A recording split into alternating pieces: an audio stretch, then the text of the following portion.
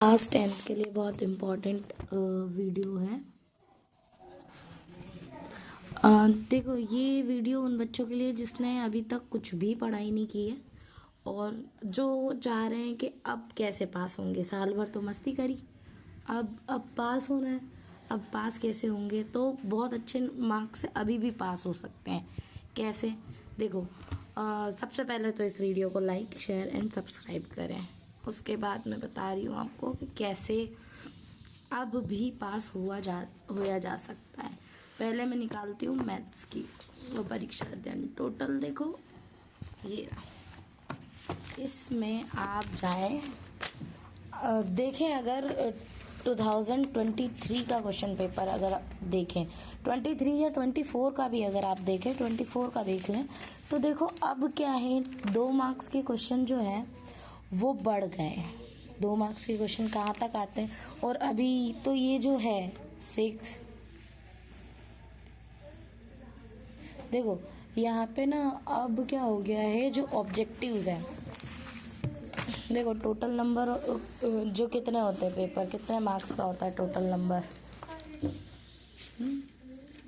75।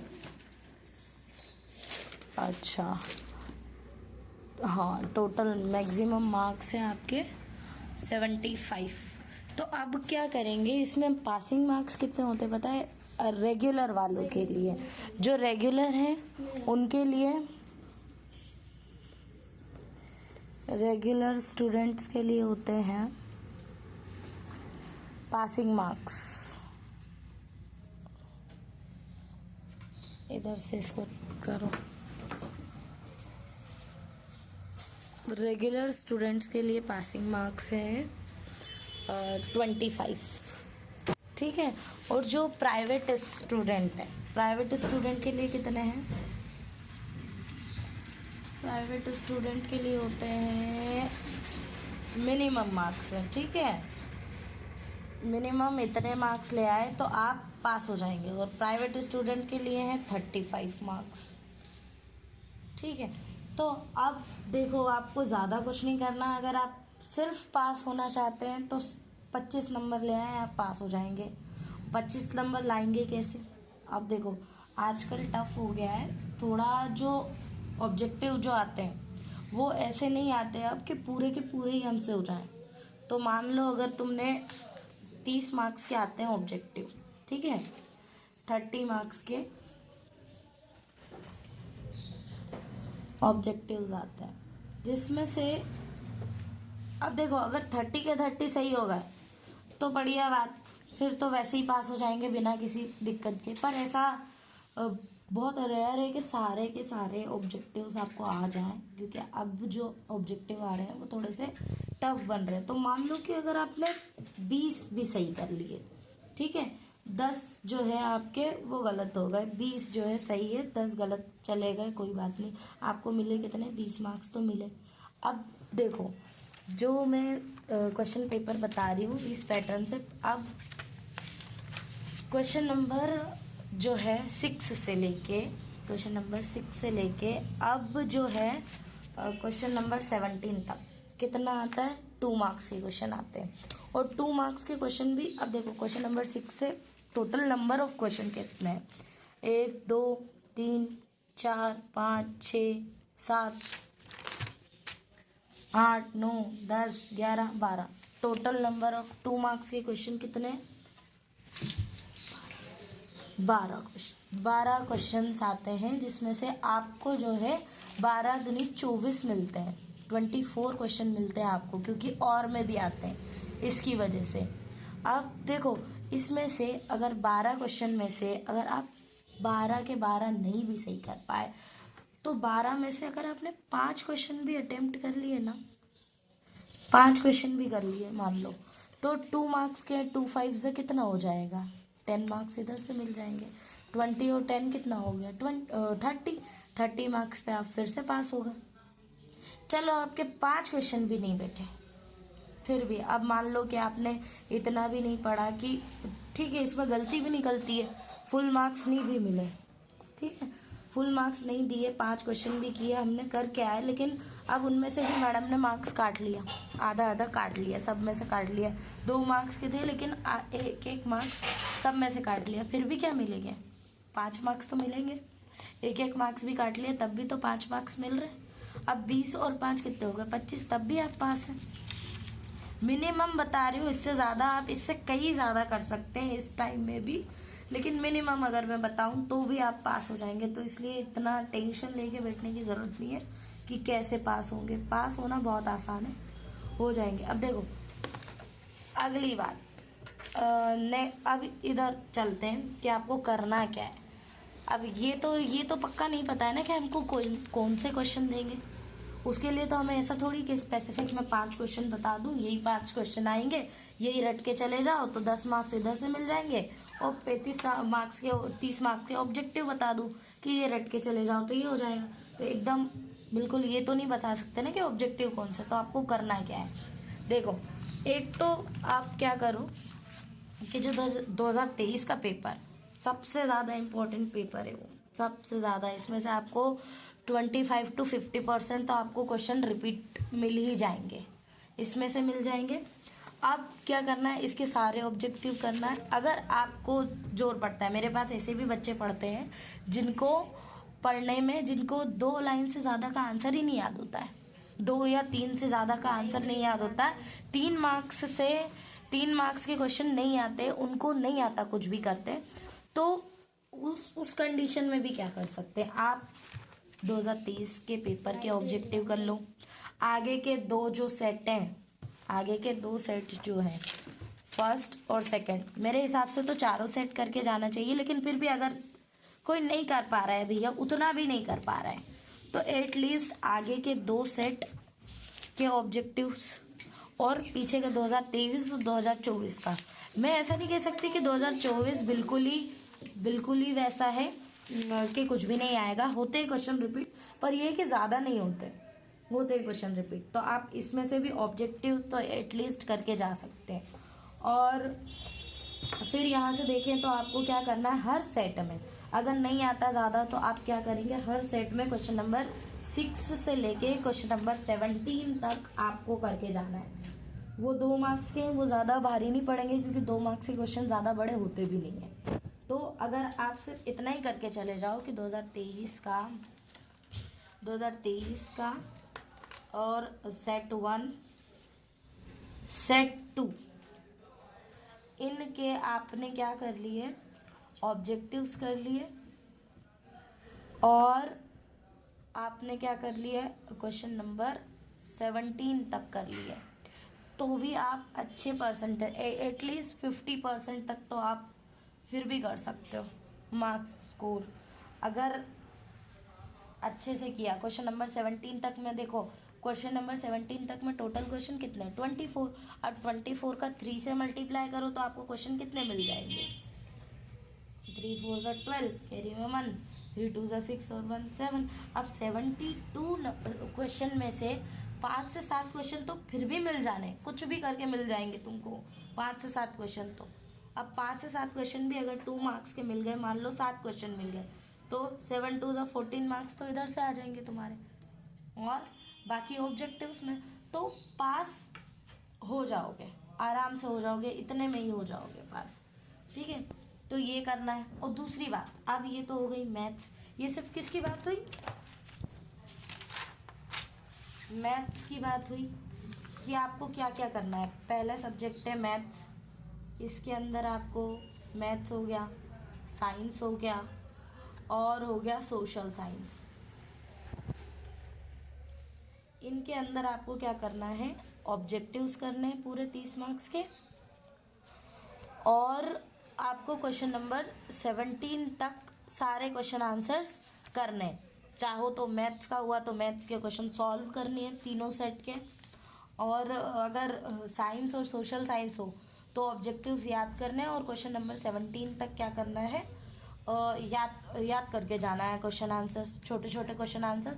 अब ये भी नहीं है कि अगर 3 मार्क्स का है मैडम 30 वर्ड्स लिखे हैं तो 30 वर्ड्स ही ज़रूरी है क्या, आप कुछ भी एंशन लिखोगे, जैसे कि क्या हुआ कि आपको कोई मान लो फॉर एग्जांपल कोई क्वेश्चन पूछा है, आप कुछ भी उससे रिलेटेड लिख के आ रहे हो, तो उसमें क्या है, तब तो मार्क्स कटना है, क्योंकि आपसे जो पूछा गया है आपने बराबर प्रॉपर उसका आंसर नहीं दिया, तो उसमें फिर मार्क्स कटना है, भले ही आप कितना भी बड़ा क्यों नहीं छाप के आ रहे हो।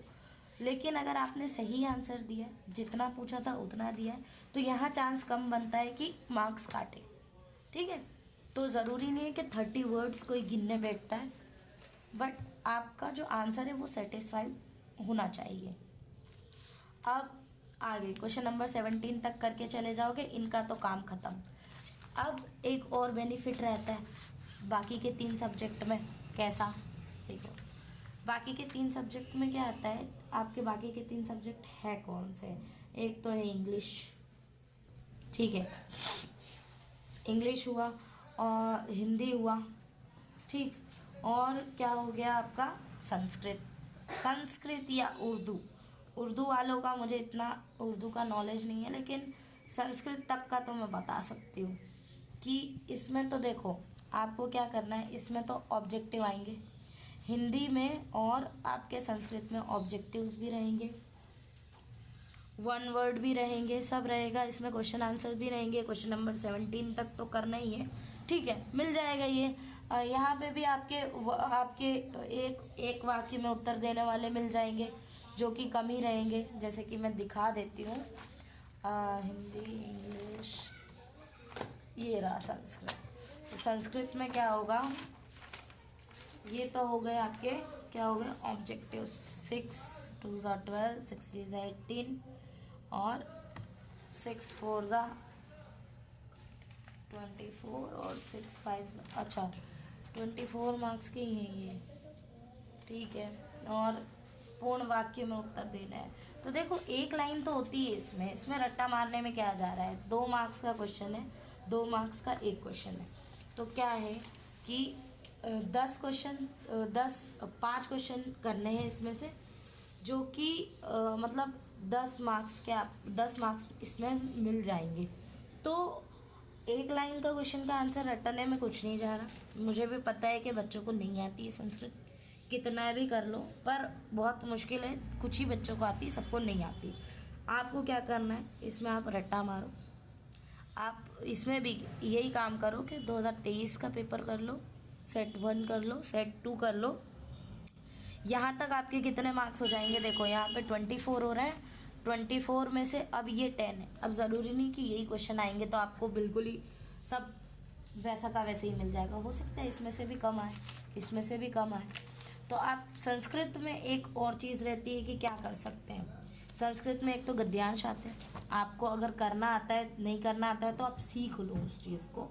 गद्यांश आते हैं, गद्यांश में से क्या करना है आपको, उसी के अंदर से आंसर देख के लिखना है। कुछ एक क्वेश्चन ऐसे आते हैं, जैसे कि किसी को हो गया संधि विच्छेद करना, तो संधि विच्छेद करना तो आ जाता है, लेकिन क्या नहीं आता, समास का नाम लिखना नहीं आता, या कौन सी संधि है ये नहीं पता होती, तो उस क्वेश्चन को छोड़ो ना, बाकी के सारे कर दो।